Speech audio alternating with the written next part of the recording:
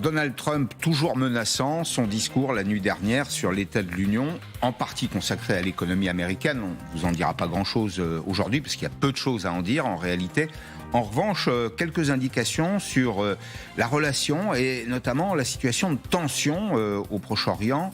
Les États-Unis d'un côté, l'Iran de l'autre, et Donald Trump qui nous dit en substance, l'Iran a des missiles qui peuvent atteindre l'Europe aujourd'hui. J'ai quelques doutes, mais on va demander au général Duterte ce qu'il en pense. Et surtout, cette information, l'information d'ailleurs, est-ce que c'en est vraiment une, le président américain qui dit, voilà, bientôt les Iraniens auront de quoi atteindre des missiles suffisants pour atteindre les États-Unis. Et donc, je disais tout à l'heure, mon œil, je n'y crois pas, mais en tout cas, on voit qu'il y a une petite situation de tension et que chaque jour, on ajoute un élément au millefeuille. Bah oui, c'est ça, ces missiles-là qu'on va vous montrer, les missiles balistiques iraniens. Pour le moment, a priori, ils peuvent atteindre... Ils ont une portée de 2000 km. On a regardé quand même. La distance entre l'Iran et les États-Unis, c'était plus de 9000 km. Donc est-ce que ces missiles, un jour, effectivement, ils pourront aller frapper le sol américain? On va en débattre avec nos invités. D'abord, écoutez Donald Trump, lors de son discours de l'État de l'Union cette nuit. Il a parlé de l'Iran, effectivement, et de ses menaces réelles, selon lui. Ils ont déjà développé des missiles qui peuvent menacer l'Europe et nos bases à l'étranger. Et ils travaillent à bâtir des missiles qui pourront bientôt atteindre les États-Unis. Après Midnight Hammer, ils ont été avertis de ne plus tenter à l'avenir de reconstruire leur programme d'armement, en particulier en matière d'armes nucléaires. Et pourtant, ils continuent, ils recommencent tout depuis le début. Nous avons tout anéanti et ils veulent tout recommencer encore une fois. Voilà. Est-ce que c'est possible ou pas? Effectivement, le général Patrick Duterte nous accompagne. Bonjour, général de l'armée de l'air, ancien pilote de chasse. Claire Cambier est également avec nous. Bonjour Claire.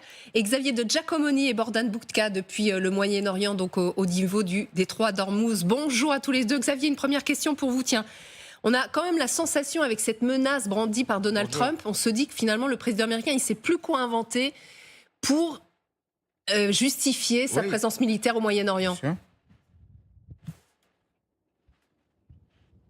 Oui, c'est un peu que c'est ressenti ici, comme cela que c'est ressenti ici dans le Golfe, car tout ce qu'a pu dire Donald Trump la nuit dernière paraît totalement aberrant. La menace sur l'Europe, eh bien, elle est fausse. Les missiles balistiques iraniens, vous l'avez dit, portent à 2000, parfois 2500 km, mais c'est vraiment le maximum. Et quand on regarde sur une carte, on n'atteint même pas la Grèce. Quant à avoir des missiles intercontinentaux, c'est comme ça que ça s'appelle, qui pourraient parcourir les 10 000 km entre l'Iran et les États-Unis, si on part des environs de Téhéran, un peu à l'ouest, et qu'on arrive à New York, pour le moment, c'est vraiment, ça n'existe absolument pas. Et aucun pays allié de l'Iran ne serait prêt à lui offrir une telle technologie. On peut penser à la Russie, empêtrée dans ses problèmes en Ukraine, et c'est rien de le dire, embourbée en Ukraine, et à la Chine qui n'aurait aucun intérêt à le faire, à fournir cette technologie à Téhéran. La vraie menace, en revanche, elle est ici, elle est là où nous nous trouvons. D'abord, c'est la menace de fermeture du détroit d'Ormuz. On en parlera, j'imagine, un peu plus tard, parce qu'elle connaît très très bien ce sujet-là, qui est vraiment un sujet extrêmement grave pour l'économie mondiale et qui peut faire des dégâts au-delà même du militaire. Et puis, elle est pour les pays alliés des États-Unis dans le Golfe, Arabie Saoudite, Koweït, Qatar. Ça peut vraiment poser d'énormes problèmes, car les côtes iraniennes, là pour le coup, sont à moins de 250 km.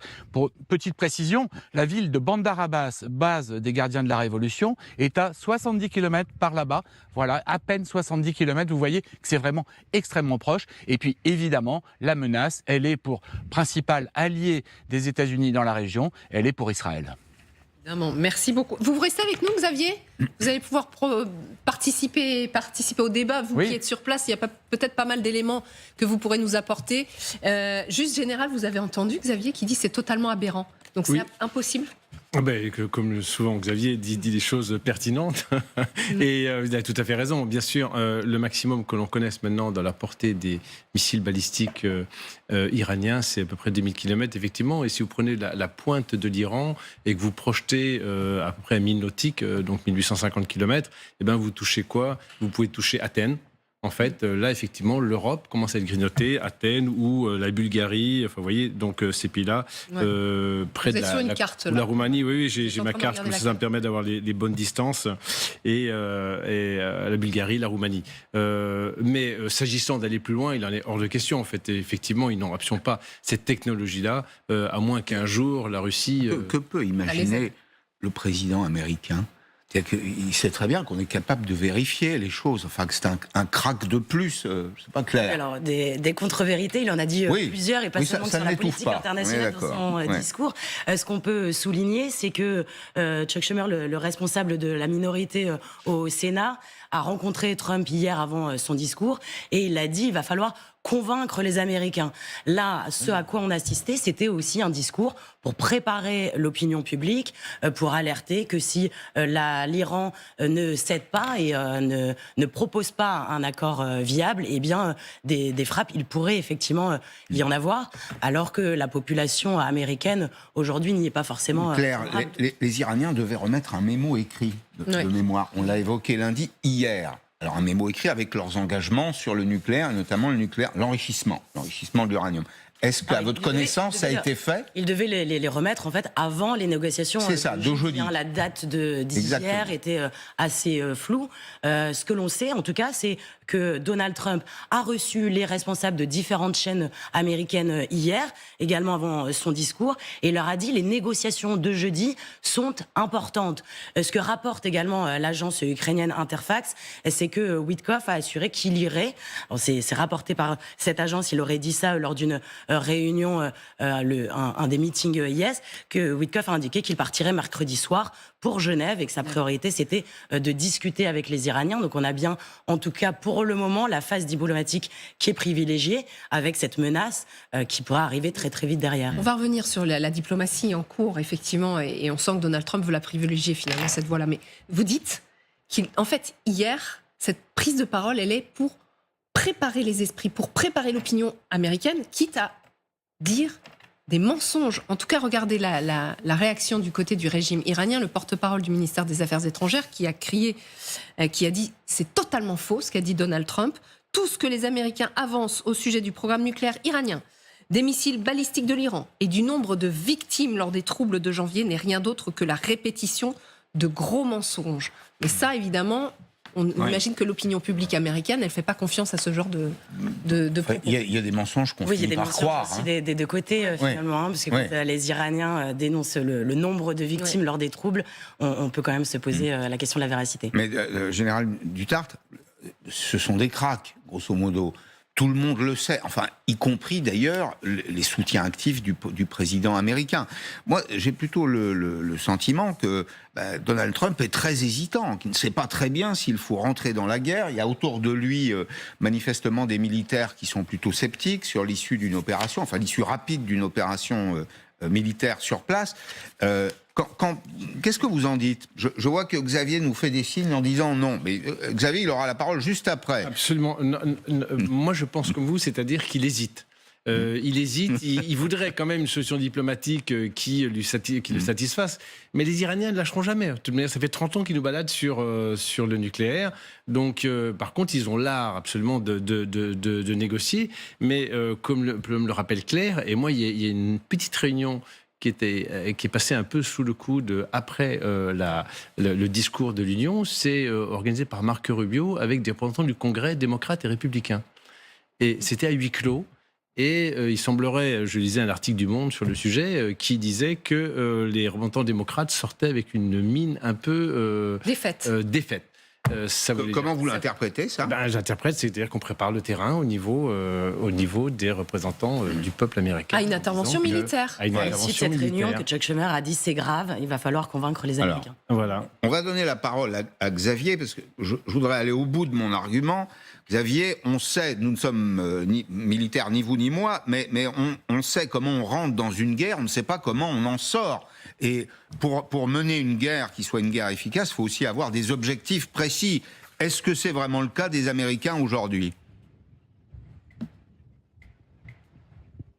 C'est tout le problème, Pascal. Il n'y a pas d'objectif précis. On est passé du fait de mettre par terre le programme nucléaire iranien, ce qui n'a pas été fait la dernière fois, en juin dernier, lors de l'opération Midnight Hammer, à faire tomber le gouvernement, à provoquer ce qu'on appelle en anglais un regime change, tout simplement un changement de régime, comme on l'a vu à l'œuvre, par exemple, en Irak. C'est un exemple assez intéressant. On sait comment ça s'est terminé. Donc, évidemment, il y a énormément d'interrogations au sein de l'administration américaine, mais aussi au sein du Pentagone. On a entendu, vous en parliez tout à l'heure, on a entendu le chef d'état-major des armées américaines, le général Dan Kane, exprimer son scepticisme lors d'une réunion dont les propos ont filtré. D'ailleurs, il a dû prendre un sacré savon de la part de Donald Trump, parce qu'effectivement, cette opération, elle ne sera pas forcément réussie. Et même, on entend des spécialistes de la stratégie militaire dire qu'elle est extrêmement compliquée, d'autant plus qu'il est hors de question qu'il y ait des troupes au sol. On sait très bien que des bombardements, même s'ils sont extrêmement intensifs, ne pourront pas venir à bout de l'Iran et surtout du régime des mollahs. Que pour ça, il faudrait forcément avoir une intervention au sol. Il en est bien sûr hors de question, mais beaucoup se disent que les Américains pourraient s'embourber en Iran pendant plusieurs semaines, voire plusieurs mois, si tant est qu'ils aient suffisamment de munitions, et que dans le même temps, l'Iran, ce que je vous disais tout à l'heure, pourrait infliger des dégâts extrêmement sérieux à tous les alliés des États-Unis dans cette région du Golfe Persique, en allant jusqu'à la Jordanie et jusqu'à Israël. C'est vrai que la douleur n'est pas ressentie de la même façon du côté des alliés américains que du côté de l'Iran. Un ancien pilote de chasse sur le plateau, forcément, vous allez pouvoir nous parler de votre expérience. Ce que disait Xavier, là pour l'instant, ce serait une intervention militaire aérienne, sans troupes au sol. Comment est-ce que vous voyez les choses avec un terrain comme celui de l'Iran ? D'abord, beaucoup de choses sont possibles. Je rappelle quand même qu'en l'histoire, le Kosovo est tombé uniquement par l'arme aérienne, sans aucune troupe au sol. Là, c'est 90 millions d'habitants. Absolument. Mais il n'est pas question non plus de raser l'Iran. En fait, je pense que les objectifs, c'est toute la discussion. Il faut que les objectifs politiques et militaires soient parfaitement définis. Qu'est-ce que ça veut dire ?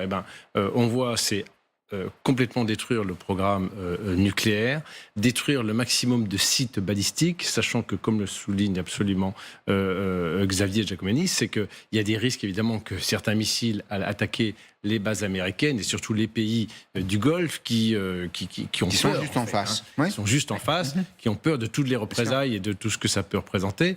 Il y a comme autre objectif sécuriser complètement le détroit d'Ormuz. Ça veut dire aller frapper les gardiens de la Révolution qui ont, entre guillemets, la maîtrise de ce détroit d'Ormuz côté iranien, donc tous les sites qui seraient en face de là où se trouve Xavier d'ailleurs. Et puis toucher évidemment les symboles du pouvoir iranien aujourd'hui, que sont bien sûr les mollahs et les pasdaran. Et donc comment en fait toucher cela sans sans non plus détruire l'appareil militaire qui lui doit rester en fait. Je pense qu'ils ont Trump à juste titre, les Américains de manière plus large ont le syndrome de l'Irak. Pourquoi ? Parce que ça a été très mal fait, cette histoire-là. Et ils ont, par exemple, ils auraient dû se concentrer sur le parti basse et non pas toucher l'appareil militaire qui, lui, ne faisait qu'obéir aux positions politiques de Saddam Hussein à l'époque, et donc qui se sont retrouvés complètement dans l'opposition, en fait, à l'invasion américaine. C'est exactement ce qu'il ne faudrait pas faire avec l'Iran. Et la difficulté était la dernière colonne vertébrale de ce pays. Exactement. Et elle a été brisée, par les Américains qui se sont trompés de cible, à tel point d'ailleurs que l'Irak est aujourd'hui un foyer de, de tension et de violence. Éviter la difficulté en Iran, c'est qu'il n'y a pas d'opposition organisée. Alors, à ma connaissance. On va écouter une voix connue sur l'antenne de LCI, c'est le général Yakovlev.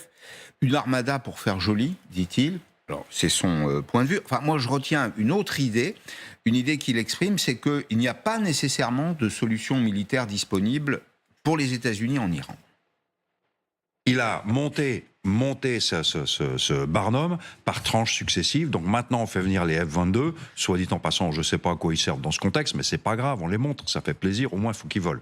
S'il y avait une option militaire sûre et facile, ça ferait 15 ans qu'ils l'auraient faite. Ils n'auraient pas attendu que Trump arrive aux affaires. C'est pour ça qu'il réfléchit, il s'entoure des bonnes personnes. Mais il est très emmerdé, il est coincé face au truc. Et les Iraniens le baladent, c'est rigolo. Les Iraniens disent on est prêt à faire des concessions, comme si Trump était prêt à faire des concessions. Voilà, avec son vocabulaire qui lui est cher, évidemment, on connaît très bien son franc-parler au général Yakovlev. Il se fait balader par les Iraniens. Vous êtes d'accord ? En tout cas que les Iraniens ont toujours réussi à s'en sortir et à faire traîner les négociations depuis des années. Il n'y a pas grand-chose qui avance. Donc effectivement, il se fait un peu balader. Trump avait quand même promis en janvier d'intervenir, de sauver la population iranienne. Et on voit qu'on est fin février et que le doute subsiste encore. Donc oui. Avec ses mots à lui, mais vous approuvez quoi ? Oui, après, ce qu'il faut quand même entendre, c'est qu'il y a aussi la pression, comme on disait d'ailleurs sur ce plateau, de tous les alliés du Golfe, tous les pays arabes qui, lors de la réunion du Conseil de la paix, le Board of Peace aux États-Unis, ont alerté en disant il y a des risques à attaquer l'Iran pour les représailles et il n'est pas sûr que les pays arabes acceptent que les États américains utilisent leurs bases militaires, ou bien survolent leur pays. En tout cas, il y a des grosses alertes qui sont émises par les partenaires. Justement, il y a cette sensation quand même qu'ils sont un peu coincés, quoi. Posons la question à Xavier, qui est à Oman. Xavier, est-ce que les alliés américains dans la région, Oman, puis il y en a d'autres, les États arabes unis, le Qatar, etc., ont toujours le pied sur le frein ? Ah oui, totalement. C'est une donnée importante dans le problème que doit résoudre Donald Trump. Dans le sorte, à mon avis, on a l'impression qu'il est tombé dans le piège iranien, un piège qui s'est tendu après les frappes de juin dernier. Les Iraniens ont vu comment ça pouvait se passer. Ils ont vu les résultats des frappes. Ils ont vu qu'elles n'avaient pas été extrêmement efficaces. Elles n'ont pas mis à bas totalement leur programme nucléaire. Il y a notamment ces plus de 400 kilos d'uranium dont on ne sait toujours pas où ils sont, mais les Iraniens, a priori, eux, savent où c'est. Et les alliés dans la région, ils font pression sur la Maison-Blanche pour qu'il n'y ait pas de frappe contre l'Iran, parce que justement, il n'y a pas d'issue militaire, d'après eux, à ce problème. Alors à Oman, où nous sommes, Oman, c'est un cas très particulier.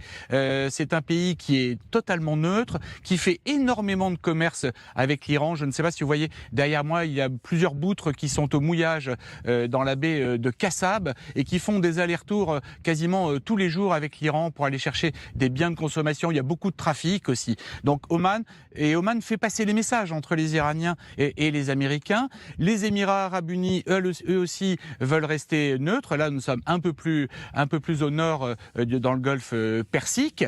D'ailleurs, ils interdiraient l'utilisation de leur base partagée avec les Français. D'ailleurs, on avait eu des inquiétudes il y a 15 jours comme quoi les Iraniens disaient qu'ils pouvaient viser cette base. Mais c'est la même chose dans des pays qui sont plus prompts à accompagner les États-Unis. Je pense au Qatar avec la base d'Al Udeid, à Bahreïn où il y a le siège de la 5e flotte américaine. Et d'ailleurs, tous les bâtiments de la 5e flotte ont pris le large depuis plusieurs jours pour ne pas être pris pour cible dans ce port. Et puis évidemment, l'Arabie Saoudite ne veut plus entendre parler d'aucun problème avec les Iraniens.